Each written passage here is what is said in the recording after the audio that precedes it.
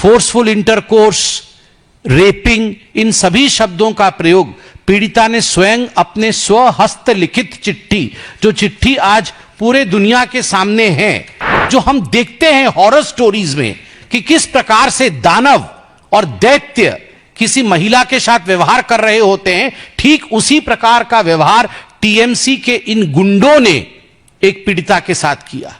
The room which should be seen as the room of protection turned into a room of brutality and rape. आप सबको विदित है कि 25 जून के दिन कलकत्ता के कस्बा लॉ कॉलेज में जिस प्रकार का एक जघन्य गैंग रेप का केस हुआ है, लगभग 24-25 वर्षीय हमारी बहन एक छात्री, उसके साथ जिस प्रकार का गैंग रेप हुआ है, उसको लेकर आज पूरे भारतवर्ष में, पूरे हिंदुस्तान में एक दुख का माहौल है, अचरज का माहौल है कि आखिर बंगाल किस तरफ बढ़ रहा है।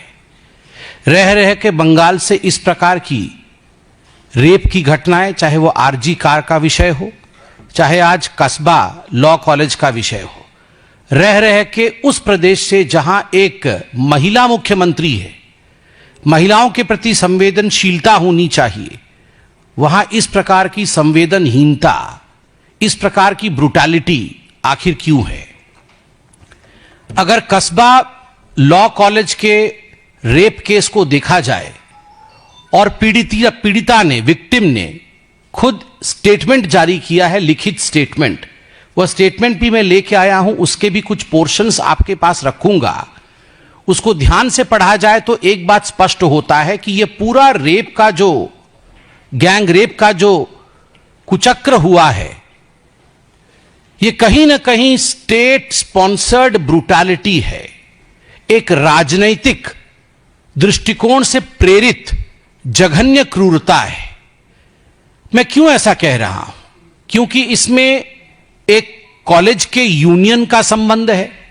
जो मुख्य आरोपी हैं, जिसका नाम मनोजीत मिश्रा है, मनोजीत मिश्रा खुद ही जो टीएमसी की स्टूडेंट विंग होती है उसके सेक्रेटरी रहे हैं, वो पूर्व छात्र रहे हैं उस कॉलेज के, बाद में कॉन्ट्रैक्टरी भी करते हैं और लॉ की प्रैक्टिस भी करते हैं। वो खुद टीएमसी का सदस्य है। मैं वो फोटो भी दिखाऊंगा जहां वो टीएमसी के बड़े बड़े नेताओं के साथ बैठे हैं, खड़े हैं और समय गुजार रहे हैं। He is a member of TMC, Manojit Mishra, the main accused. उसके साथ जैब अहमद और प्रमीत मुखर्जी, जो बाकी दोनों हैं, वो उस लॉ कॉलेज के छात्र हैं। और इस पूरे घटना चक्र को बहुत ही विस्तार से समझाया है पीड़िता ने। उसने अपने चिट्ठी में लिखा है कि किस प्रकार 25 तारीख को शाम 7:30 बजे से लगभग 10:30 बजे तक मेरे साथ गैंगरेप हुआ।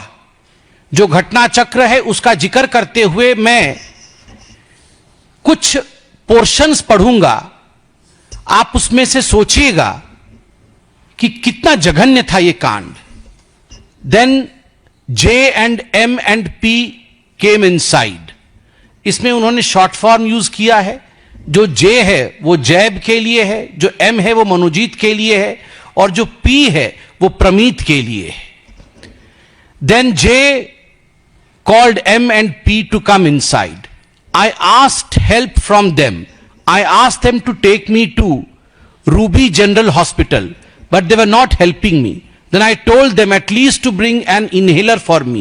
M brought that। I took it and felt better, and I packed my things and went outside to escape, and saw that they have locked the main gate, and the guard was helpless and did not help। M and P again forcefully took me to the union room। I asked J, that is Jeb, to let me go। I even touched his feet, but he didn't let me go। He instructed M and P to take me to the guard's room and make the guard sit outside। They did so। They took me to the guard's room forcefully। J undressed me and started forcefully rape me।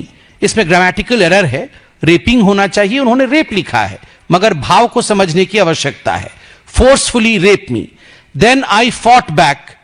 he blackmailed me, threatened me, which he was doing from before. ये एक paragraph मैंने पढ़ा. दूसरे paragraph को देखिए.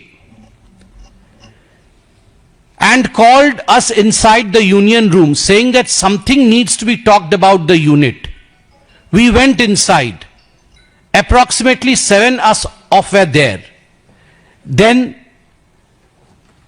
I could not read the sentence. मैं पढ़ नहीं पा रहा हूं. So dented in J started discussing about the unit, his personal life, his power and everything.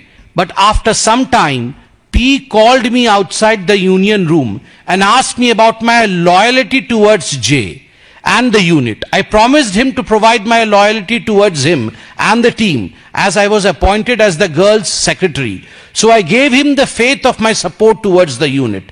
Then we went back to the union room, and after some time, J asked me whether P has explained me everything or not. Then I said, yes, Dada, I will always be with the unit. Don't worry. और last में मैं पढ़ता हूं एक paragraph. He also tried to hit me with a hockey stick. I just let myself like a dead body. He finished his penetration, forceful intercourse, and left me. I went outside the room at 10:50 p.m. He asked me not to tell anyone. He asked me to tell that we are discussing about the unit inside. After going out, I went to the union room. He threatened me and that he will kill my boyfriend and arrest my parents.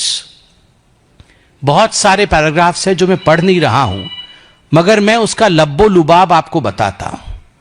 Union में 7 लोग, जो college union TMC की प्रचारित है, जो college union TMC की है, उसके 7 लोग इकट्ठे हुए हैं. उनमें ये 3 जो गैंग रेप करने वाले एक्यूज्ड है, जिन्होंने गैंग रेप किया है, वह भी मौजूद है. इनमें से किसी को इस पीड़िता के साथ प्रेम का संबंध स्थापित करना है. उन्होंने कहा कि आप मुझसे शादी कर लो. बाद में लड़की ने कहा कि मेरा बॉयफ्रेंड है, मैं शादी नहीं कर सकती. और उसके बाद यह सारा कुछ हुआ है. गार्ड रूम के अंदर उस पीड़िता को लिया गया है, और सबसे दुखद विषय है, गार्ड वहां मौजूद थे. गार्ड को बाहर जाने के लिए इशारा किया गया. गार्ड सब कुछ देखते रहे, मगर गार्ड्स ने कुछ नहीं किया. वो बाहर आ गए और अंदर में फोर्सफुल इंटरकोर्स, रेपिंग, इन सभी शब्दों का प्रयोग पीड़िता ने स्वयं अपने स्वहस्त लिखित चिट्ठी, जो चिट्ठी आज पूरे दुनिया के सामने है, उस चिट्ठी में मैं दिखाना नहीं चाहूंगा क्योंकि नाम भी इसमें होगा. खैर, उन्होंने नाम साइन नहीं किया है. मैं उस पोर्शन को छुपा करके आपको दिखाना चाहूंगा कि ये वो चिट्ठी है. ये वो चिट्ठी है जो चिट्ठी पीड़िता ने लिखा है. आप सोचिए, हॉकी स्टिक से मारा जाता है, उसको एज़मेटिक अटैक आती है, वो पैर पड़ती है और कहती है मुझे इनहेलर दे दो, मुझे हॉस्पिटल ले जाओ.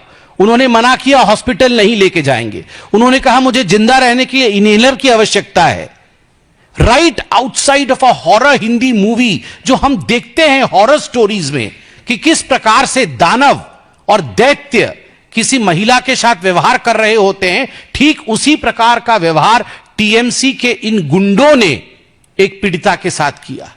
हॉस्पिटल नहीं लेके गए, बाद में इनहेलर लाके से दिया गया, जान बची, मगर धमकाया गया कि अगर आपने एक शब्द भी बोला तो तुम्हें तो मारेंगे ही, बॉयफ्रेंड को मारेंगे और माता पिता को सरकार से अरेस्ट कराएंगे. ये जो सरकारी प्रोटेक्शन है, आप सोच के देखिए. टीएमसी के ही एक नेता ने यह काम किया है, मनोजीत मिश्रा.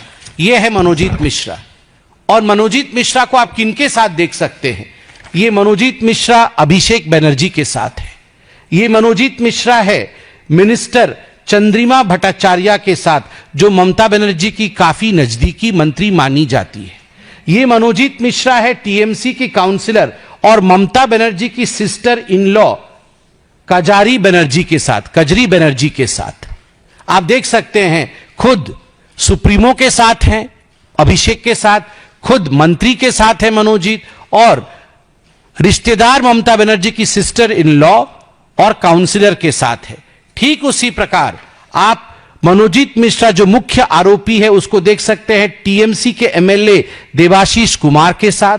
आप देख सकते हैं उनको टीएमसीपी के प्रेसिडेंट तिरंकुर भट्टाचार्य जी के साथ, और ठीक उसी प्रकार टीएमसी काउंसलर जो मैंने आपको दिखाया था उनके साथ ये तस्वीर देख सकते हैं। देखिए, ये जो बार बार घटनाएं घट रही हैं बंगाल में, उसके पीछे के सोच को देखिए। इसको कितने लाइटली ममता बनर्जी लेती है। She takes all these brutal, I would say rape incidences quite lightly. Kalyan Banerjee जो एक जाने माने एमपी है, सांसद है, काफी नजदीक है ममता बनर्जी के, उनका वक्तव्य देखिए कल, क्या कैलस वक्तव्य है, किस प्रकार का वक्तव्य है। वक्तव्य में वो कहते हैं कि हम इसमें क्या कर सकते हैं, क्या हर जगह हम पुलिस खड़ी कर दें? अगर क्लासमेट ही क्लासमेट का रेप कर दे, दोस्त दोस्त का ही रेप कर दे, तो हम इसमें क्या कर सकते हैं? क्लासमेट क्लासमेट का रेप कर दे तो हम क्या कर सकते हैं? मतलब सरकार कुछ नहीं कर सकती, होम मिनिस्टर ममता बनर्जी कुछ नहीं कर सकती, चीफ मिनिस्टर ममता बनर्जी कुछ नहीं कर सकती है यदि क्लासमेट क्लासमेट का रेप करे। दूसरा, यदि कॉलेज के कैंपस के अंदर हो तो सरकार क्या कर सकती है? क्यों? कॉलेज का कैंपस का अंदर का विभाग सरकार से बाहर होता है क्या? Is the college a different state? Is the college a different country in all together? वो अपने आप में कोई दूसरा देश होता है क्या कि कॉलेज के अंदर अगर रेप होता है तो उसमें ममता बनर्जी या टीएमसी की सरकार कुछ नहीं कर सकती? पार्क स्ट्रीट में रेप हुआ था तो उसे साधारण घटना कहा गया था कि यह साधारण घटना है। हंसखली में रेप हुआ था तो लव अफेयर गोइंग रॉन्ग, प्यार था दोनों के बीच में, वो थोड़ा गलत हो गया, उसके कारण हंसखली में रेप हुआ।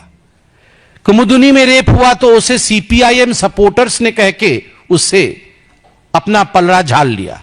संदेश खली में रेप हुआ तो कहा गया नथिंग हैपेंड, कुछ नहीं हुआ है। आरजी कार में रेप हुआ तो कहा गया the rape happening because boys and girls are interacting more freely, लड़के लड़की ज्यादा बातचीत कर रहे हैं, इसके कारण रेप हो रहा है। और जब उसके खिलाफ प्रोटेस्ट हुआ तो कहा गया कि मोटिवेटेड प्रोटेस्ट है, ब्रेक दी बोन्स, हड्डी तोड़ दिए जाएंगे प्रोटेस्ट करने पर। आप सोचिए अगर इस प्रकार से, अभी कल्याण बनर्जी कह रहे हैं कि हम क्या कर सकते हैं अगर स्टूडेंट स्टूडेंट के ही रेप कर दे, तो आप सोच के देखिए किस प्रकार की यह मानसिकता है। और आखिर ममता बनर्जी की सरकार बंगाल में, उसको ऐसा लगता है उनकी कोई जवाबदेही नहीं है। गार्ड रूम के अंदर, the one who should protect, the room which should be seen as the room of protection turned into a room of brutality and rape. इससे जघन्य कुछ नहीं हो सकता है। भारतीय जनता पार्टी के माननीय अध्यक्ष श्री जेपी नड्डा जी ने इस पूरे जघन्य कांड का मुआयना किया है और उन्होंने ये सब कुछ देखने के बाद, after taking into consideration that this is an absolute brutal act, उन्होंने एक कमिटी बनाया है और वो कमिटी जो जाके जांच करेगी, ये कमिटी 4 दलीय सदस्यों का है और वो सदस्य है, मैं उनके नाम पढ़ रहा हूं, श्री सतपाल सिंह, पूर्व केंद्रीय मंत्री एवं पूर्व पुलिस आयुक्त मुंबई, श्रीमती मीनाक्षी लेखी, पूर्व केंद्रीय मंत्री, श्री विप्लव कुमार देव, सांसद लोकसभा, एवं श्री मनन कुमार मिश्र, सांसद राज्यसभा। यह जांच समिति शीघ्र ही घटनास्थल का दौरा करेगी और अपनी रिपोर्ट माननीय राष्ट्रीय अध्यक्ष जी को सौंपेगी। इसमें कोई दो मत नहीं है कि आज बंगाल में जो हो रहा है उसको लेकर हम सब बहुत पीड़ा में हैं और मुझे लगता है ममता जी को इस प्रेस कॉन्फ्रेंस के बाद तुरंत आके एक प्रेस कॉन्फ्रेंस करके, हम सफाई नहीं मांग रहे हैं, हम उनसे माफी मांग रहे हैं, इस्तीफा मांग रहे हैं कि वो माफी भी दे और इस्तीफा की पेशकश करे। महिलाओं के साथ